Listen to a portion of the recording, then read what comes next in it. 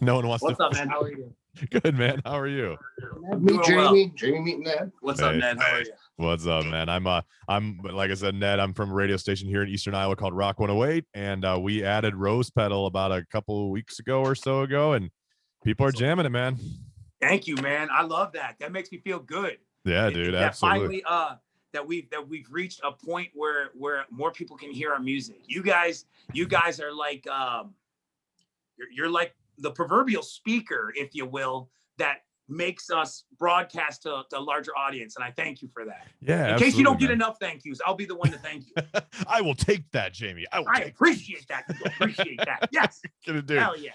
Man, I can't count how many times that I've seen you guys perform live. I mean, I've been I'm originally from Grand Rapids, Michigan, and then every once in a while I would go on tour and see the guys and see you guys perform, and I would just be like, dude, this is fucking rad. It's just a ton of fun to see you guys perform live, man. It's great. Totally awesome.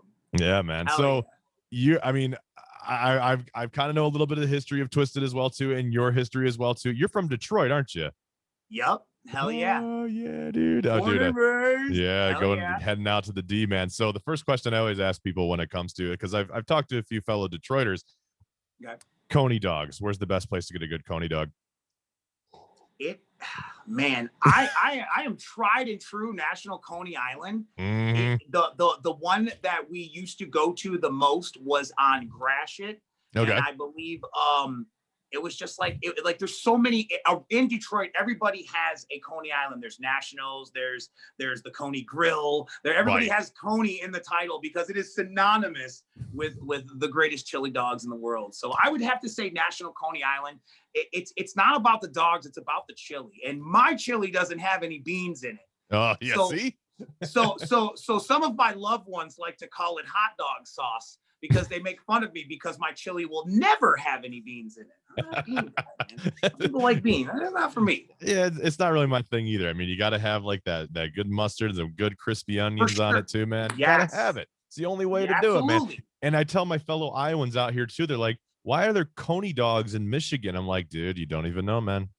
Don't even know. You have to experience. What you should respond is once you've tried it, you'll never ask that question again because you'll have found that proverbial bridge between you didn't know and now you will never forget. Yep, exactly.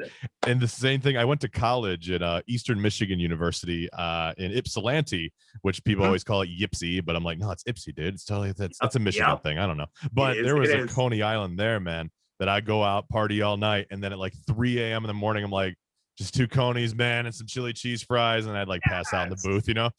Hell yeah. It was the only way I could make it work. The sleeper product from the Coney places is the honey. The honey, which is like it's like a ham and cheese. It's kind of like a sub minus all the stuff, and it's like in like a pita folded over and grilled. If my memory serves me correct, that was one of Monoxide's tried and true favorites. It would always be a honey and fries because he doesn't like onions. So you'd be like, you can't order the conies without onions. Just you won't have them. You just won't have. He'll just pass. Don't let him have no conies. He'll just none pass. For this guy. He doesn't need it today. Right. You're gonna have it right, or you're not gonna have it at all. My dad instincts kick in, and they start taking control of the situation. It's a mess. It's a mess. It's crazy.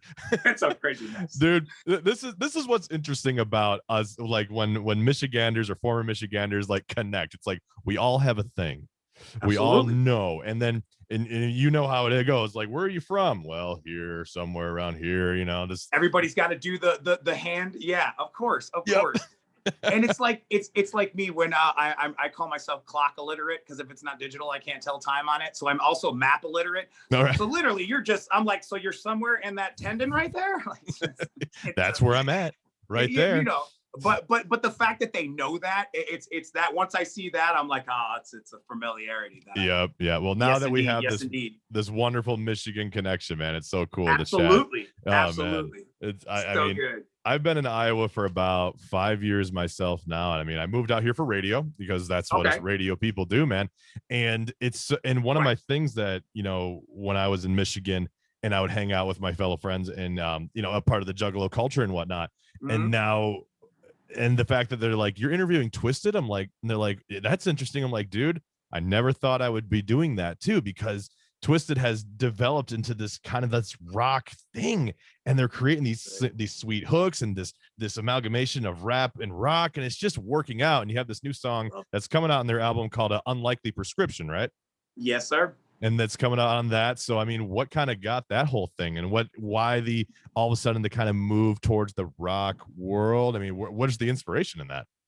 If you, well, I don't have to tell you, but for those watching and listening, if you look at our discography, if you will, we have always, since our second release, even a little bit in Most Tasteless, there was some heavy riff samples. It was our way of putting it in there. Yeah. And then when you get to Freak Show, we really started experimenting rather, and like going for sounds that we were trying to put together. And a lot of times I like to call it experimental. And a lot of times I like to say we were ahead of ourselves. And it seems that fate would have it that we caught up with ourselves.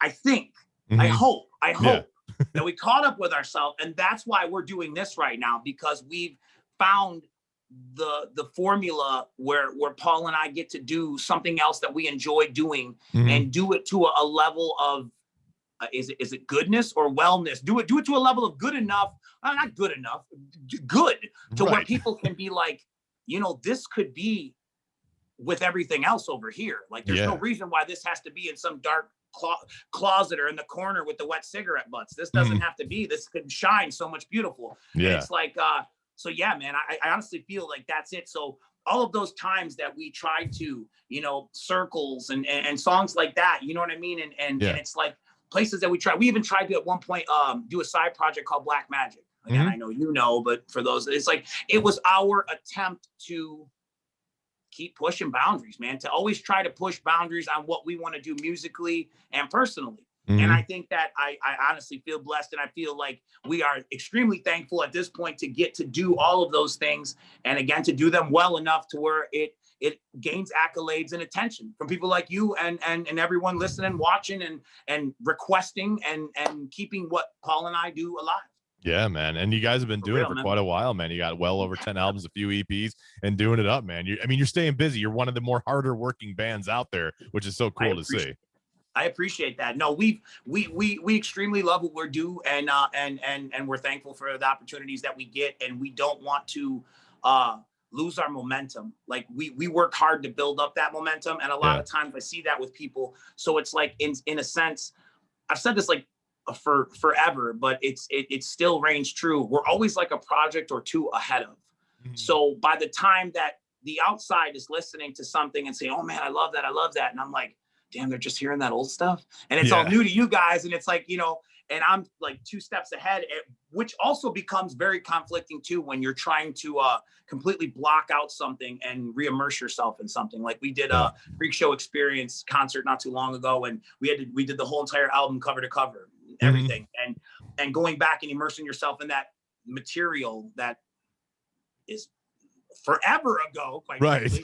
It's like, you know, it's like you're literally finding yourself studying like homework. So it's like, yeah, man, it's a good thing. I'm thankful that I have that opportunity to give a shit enough to go back. I edited myself, but yes, to go back and to have that opportunity. So yeah, man, it's all good things. Yeah, man. I mean, and that's one of those things that kind of falls under that, like, never forget your roots type of thing like that. Absolutely. And people, absolutely. You know, like a good example I always like to point out is like Avenged Sevenfold. An example of like where they started off like this screamo, emo kind of thing, and then they started creating another album. And it's always cool to see like artists like yourself like try out new things and progress and keep moving forward. And it's just like, well, if we keep doing the same thing, we're always going to be, like you said, in that closet with the wet cigarette butts.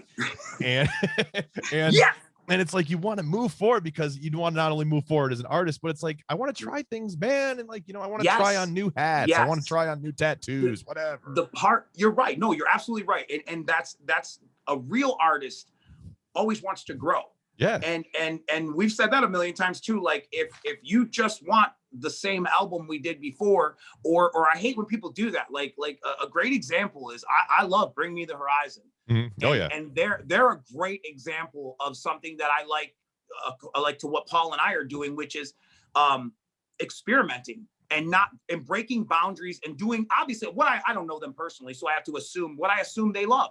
Yeah. They're finding this kind of a new techno EDM kind of new metal hybrid blender thing. Yeah. And I love it. Like I think it's great. And I think and kudos to them for like expanding the boundaries and that's kind of how I feel with us. So like when I see people that I like ourselves to, like you know, that's what it's like when you just don't give a F and you just get in there and you go for yours. And I think people that really truly support you and believe in you and uphold you will stay with you because they'll see it'll come through you. If it's fake, it'll show. If you're feeling it and you're like, they meant that, like that is so them, like this is so perfect, you can't deny it. And I think I'm thankful that that's what we're experiencing. Yeah. And that's what's so cool about like the rock genre. I mean, like pop and all them, like it's made to be commercial. It's made to make billions of dollars, that kind of thing like that.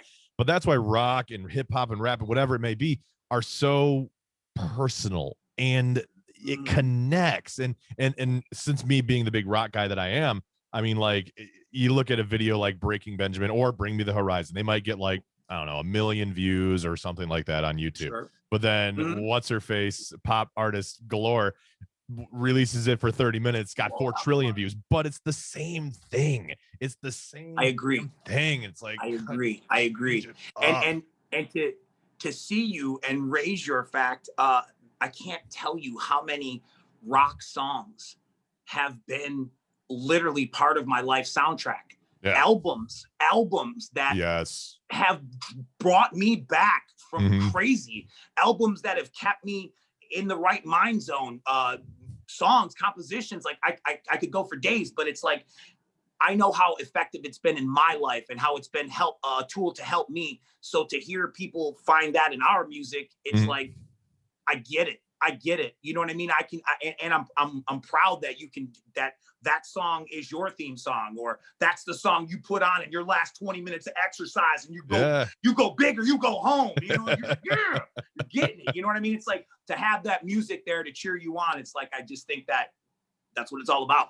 And in times like we've seen with the whole pandemic and all this craziness that we're experiencing, it's been those kind of things that have been the crutch for people who just can't deal, man. Right. A lot of times I can't tell you like how many times I just throw the earbuds in and jam out, man. You know, just close my eyes and sit in the car and smoke, have a smoke and a drink and just decompress, man, you know, and unwind and stuff. And I think that's it's shown how valuable it is to us as human beings in our moving along, in our dealing with of things. Absolutely. And this pandemic, if it's taught us anything, is that us as humans, we don't like to sit very long because, like you were just saying, it kind of makes us go a little crazy because we got to do things. We need concerts, we need sports, we need all that stuff. You absolutely do. It's good to keep the mind exercising so that it doesn't just lock up on you. I find myself at home. I OCD has kicked in. I have rearranged the silverware drawer 9 times. I've wallpapered the paper. I've painted the cracks and the edges. It's I can't beauty it up anymore. Your house is perfect now. I mean, it's the best looking house on the block. Yeah, and I don't want to be there. I don't want to be there. I fixed it up too much. I fix it up so much that I just it's like, you know, literally it's cabin fever, man. So it's like to have those things, whether it be any type of media, quite frankly, from a podcast to a song to a movie, be that thing for you to fill that void, you know, that missing part of you. It's thank you to all those people. Honestly, thank you to all those people, because like that is why we do what we do, and that is why y'all listen. Damn straight. We listen. Yeah, we listen. we on Rock 108, turning it up, man, blasting all the good ones, because that's how we do, man. Seriously. It's true, man. So in that, you know, speaking of pandemic, which is like always, I think is going to be like the main topic for like everything for the next year, you know? So, you know, I agree, because it's like, it's so weird. It's like, because it's, you can't forget something that changed everything. You know what I mean? It's like, but, and we're firm believers that everything happens for a reason. So, it really, I think it really woke everybody up. At least as far as for the music industry, a lot of artists and bands really found out how reliant on a parent company they are. Right. Because when everybody shut down and your band A, B, and C under the umbrella of Warner, Geffen, whoever, and they're like, oh, we're on all close. You're just sitting, waiting it out. You know, there's no tour. There's no, what am I doing? I'm like, I don't know what the hell I'm supposed to do right now. So it's like when, you know, it really showed everybody how like you got to step your game up. And for people like us who have that independent vibe, it was like we actually turned it up and kind of used it in a productive, positive way to put out more content, because we were conscious of knowing, like, I know how I am. Like when I leave this interview, I'm going to go home and I'm going to exercise. I'm going to watch my favorite podcast. I'm going to listen to my favorite track list. And if I go there and there's no new content for me, I'm going to be like, what the H, man? I need to where's my new? You know, I need that update. I've already seen this. I need the new. Right. So it's like keeping in mind and knowing that people are going to be where they are. It's like we couldn't give you enough stuff to keep you moving, you know? Yeah. And, you know, and as an independent artist, it gives you such that availability to do that. I mean, I see more and more of the big guys, you know, doing a lot more independent stuff, because I feel like there's more of a freedom, more of this. And of course, there's the financial aspect too, where there's more money to be made too. Well, true. You know, there's something to be said about that old terminology about too many hands in the cookie jar. Yeah, there you go. So obviously, the less hands, the more cookies. But yeah, man. I also think it's cool because I think people are starting to find out that whatever stigma was there before about people not wanting to work with or collaborate with, I've personally reached this crossroad in my life where I'm like, I want to work with everybody. Life is too short. I don't care. Huey Lewis in the news. If you're watching, I don't care. I'm calling you out. I want to track. No, dude, it'd be cool if you did The Power of Love remade. I mean, you put it on Back to the Future 4. It'd be sweat. No. It was 12 Foot Ninja just covered Happy to Be Stuck with You. I love those guys. Shout out 12 Foot Ninja. I love you guys. Australia's finest.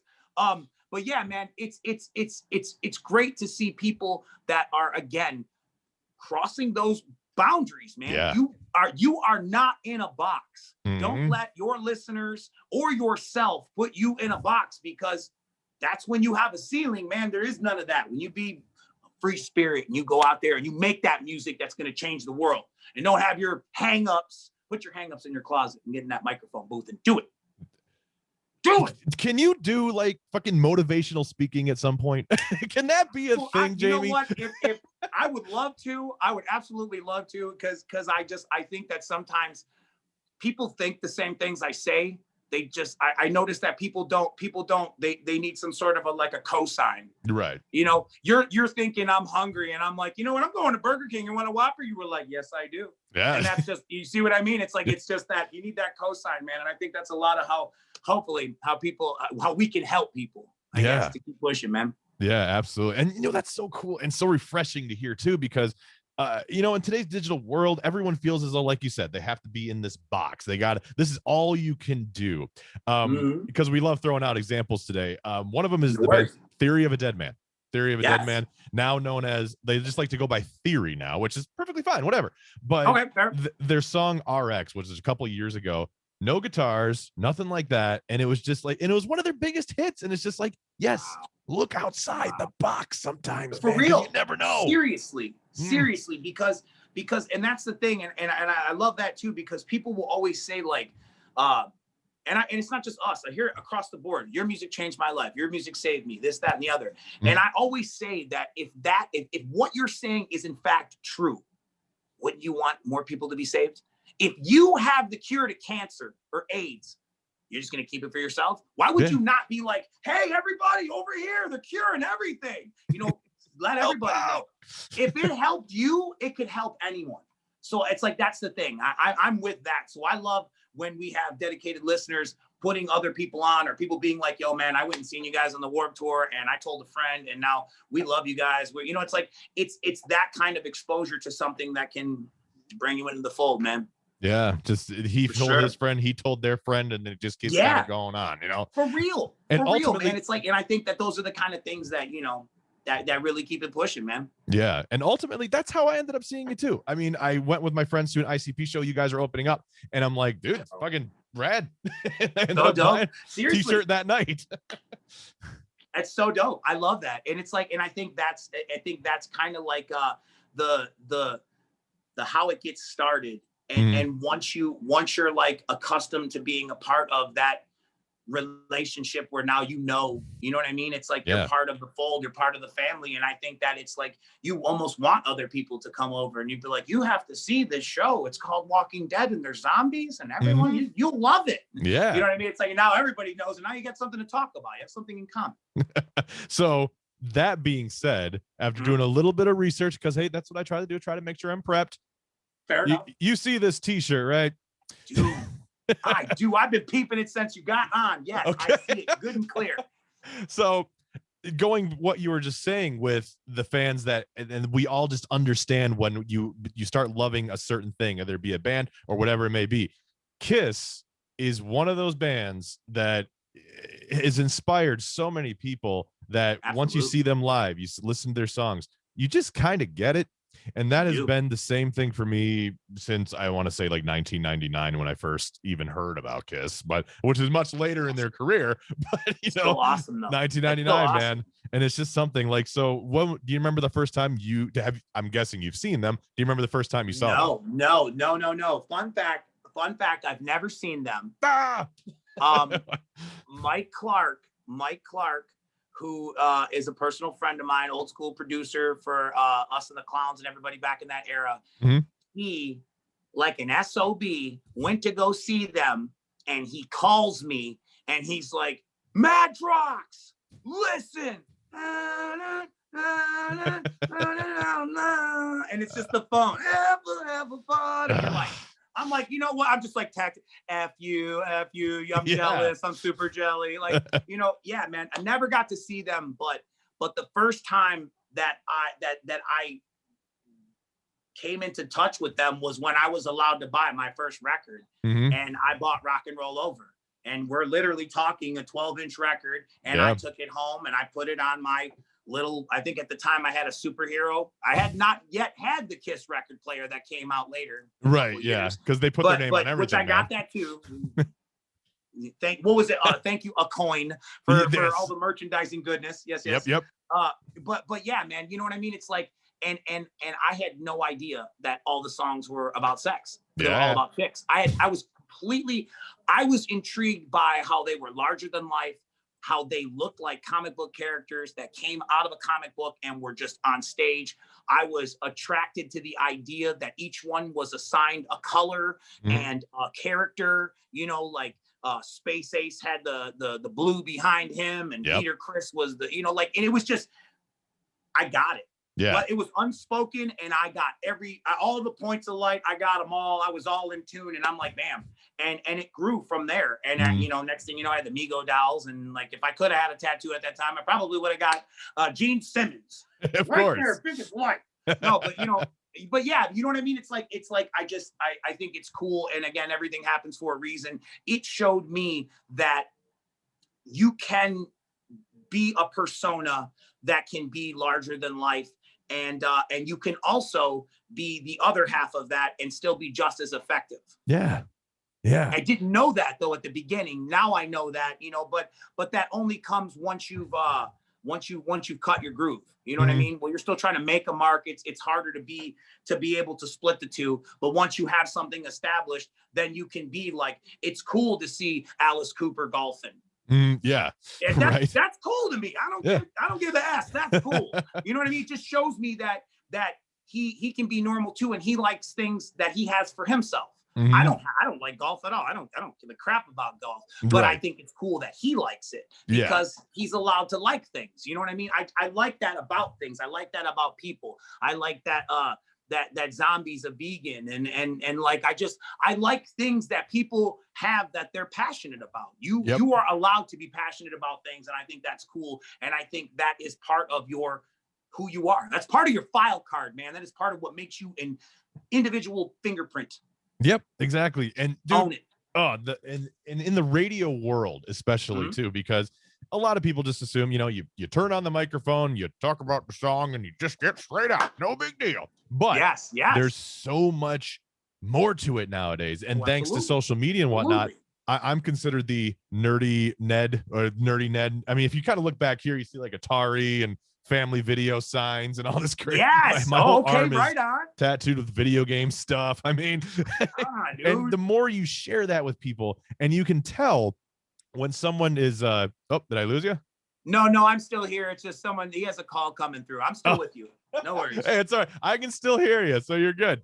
I will. As soon as I don't want to touch anything because I don't want to break the connection. Okay.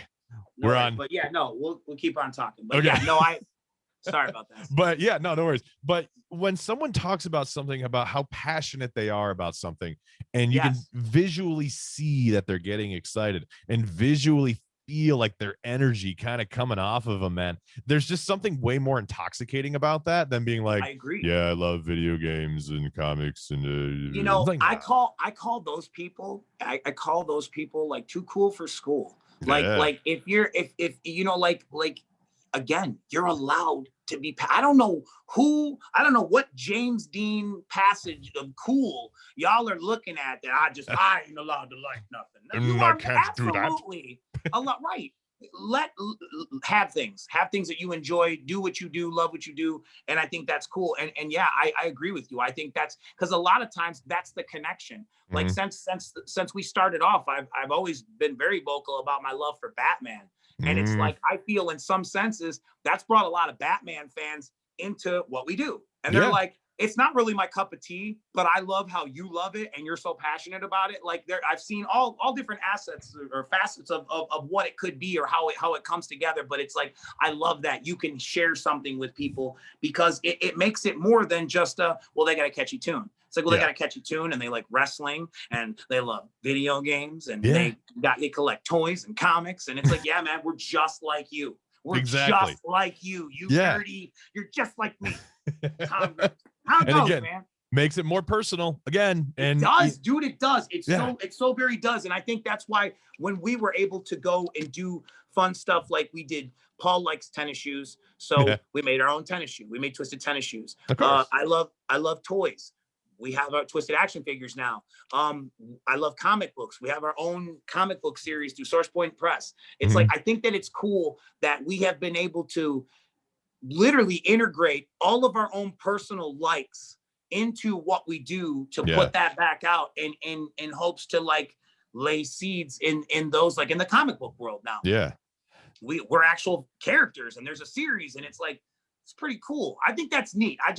I love stuff like that because again, like Kiss being the comic book characters. I remember the old gimmick back in the days where they said they pricked their fingers and put it in the ink at Marvel. And that's cool. That's cool. That, you know what, that is, if you rewound that to 2020, that would have been the same thing you'd have heard from Ghost or somebody. It's just cool. That's why Ghost is so cool. Seriously. Yeah. It's cool right? Because they get it. They understand that there is a show. You are putting on a performance for people that have paid their hard-earned money to come out and celebrate and have a good evening. And they're like, hey, we're going to take you to mass. And I think that's cool. Yeah. It's so much fun for the people. So much absolutely, man. I appreciate people who appreciate what they do. There's something to be said about that. Yeah, absolutely. And then like those people, like we were talking about how that they just work the 9 to 5 or do whatever they like, those weirdos and masks and face. But I'm just like, you're just not connecting to it. You don't get it yet. You're just let it be. Let it get into your psyche. Just let a little bit rub on your aura. Just you want to start shaking. I'm like, why don't you understand? Why won't you just listen to the words I'm saying? Yeah, no, I feel your aggression and I really do. And I think that, but there's something for everyone. And I think that's what's cool about it because I really appreciate those who like really get into it. You know what I mean? We take it how we can get it. I love people that are just there because they're there with their husband or their wife or their, whatever, however, I'm the tag along. Just there. But I appreciate them too, because I know that they care that much about their loved one that they're willing to make that person happy by giving them what they want. Legit. Again, man, it's all about making it all right, man. We got to make it right, man. Absolutely. Yes, sir. Dude, so I mean we can sit chat and all. Oh my gosh, I'm like inspired right now Is that awesome? That's cool as shit. That's so awesome. You know, another one cool thing, man. The first thing I'm gonna ask you, how rad is it? I mean, I can tell the moment that you got told that, like, hey, we're gonna make a Twiztid action figure of you. I'm like, that has to be such an accomplishment for someone that collects toys and is a big fan of like Kiss, and just seeing that all happen, just like, look at this, you know, like that's it really is. It really is. It's like the biggest thing I thought was cool about it was like I got to go home and I got to show my kids. And I was just cool. Like, I was like, you know, guess who's gonna be a toy? And they're like, no. And I'm like, yeah, they're gonna make one of Uncle Paul. They're not making one of you? I'm like, yeah, they're making one of me too. Yeah, so, gotta fuck with them a little bit. Cool. It's so cool though. It's like, I agree with you. Yeah, like it makes me feel good. It gives me a sense of you really are. Age is literally just a number. It's a stamp, it's a label. You are literally only as old as you feel. And screw everybody who says that you're not mature and you're whatever. You are allowed to be you. Enjoy yourself. Life is too short to live inside of any kind of somebody else's mainframe they made for you. Make your own cookie cutter. That's touching the soul right there, Jamie, man. Oh God, yes, more people just got that, dude. Sometimes. Hey man, you know what? But that's okay though, because it comes around and people will get it. People will get it at their own time. Everything happens for a reason. Sometimes you're not meant to see the light or find the way, or whatever you may call it, whatever you want to call it, until it's time. And then when you do, it'll give you perspective, because you'll look back and be like, man, all that time I wasted. I could have just been a part of this and getting down, and this is so cool. What the H was I thinking? Where? Who am I calling friends? And why were they not showing me this? Right. Why did you see what I'm saying? Out? But you, Ned, you were even saying yourself, you're like, man, I'm telling people, check this out. So it's people like you who are like literally the Metatron that are out there spreading the word and letting everybody know, listen, hear this. And people look to you for that, because they know you're going to put them up on the good stuff. And that's what's so cool about radio still, man. I mean, don't get me wrong, Spotify and all of them are great, but you don't hear that guy on the other side or the lady on the other side of that microphone that's saying like, dude, you gotta check this out, man. It's pretty cool. I agree. It's that cosign. And in some ways it's like you are like the dope man of music. You come to you. Out, yeah. No, but it's like in theory though, it's like I come to you because you're going to put me up on what's good. You're going to show me all the good stuff. You're only going to show me the good stuff. You're like, I'm not going to waste your time taking you down the crap aisle. I'll take you right to the high end stuff. And I like that. And I think that's what you're saying. It's like, it's more like a seal of approval. It's a cosign. It's I enjoy this, and I would like to think that you would enjoy this. Yes, that's the perfect example of what radio is. And just like, if more people got that. But I feel you, and I get it. And I know people do. And I think sometimes they just want to, again, be too cool for school. Oh, right. Yeah. Go be cool somewhere else. We're supporting good stuff over here. Right. So, hell yeah. Jamie, man, I won't take up too much of your time, but I could sit here and chat with you for like 9 years of just everything. I mean, I love it. We didn't even touch base. I mean, we still could, but we didn't even touch base on your fascination of horror flicks, because even before we jumped on this call, right behind you is this towel of Halloween 3. And I'm just like, dude, everyone forget. Right there you go. Everyone's like, Michael Myers, Halloween 1 and 2. I'm like, dude, have you seen 3? Tom Atkins. It's a sleeper. It's a rad ass movie, dude. It is. It really is, man. It's a sleeper. I love it. Hell yeah.